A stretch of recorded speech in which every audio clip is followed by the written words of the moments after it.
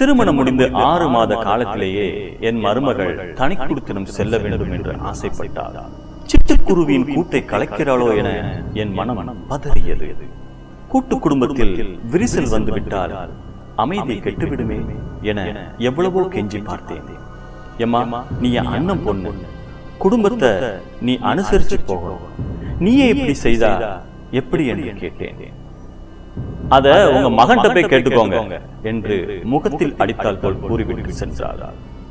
என் வீட்டுக்காரரும் ஒன்றும் சொல்லாமல் அமைதியாயிட்டார். முதல்ல கோபப்பட்டாலும் பிள்ளை என் பிள்ளை, காலமும் அப்படித்தானே இருக்கு, சரி அவர்களாவது நல்லா இருக்கட்டும். என் மனமும் எதையும் நினைத்து பார்க்கவில்லை. பையனுக்கு குழந்தை பிறந்தது. அதன் பின்பு என் வீட்டுக்காரரும் பேரனை கொஞ்சம் ஆரம்பிச்சிட்டார். வாழ்க்கைனா இது மாதிரி சில பிரிவுகளை தாங்கத்தானே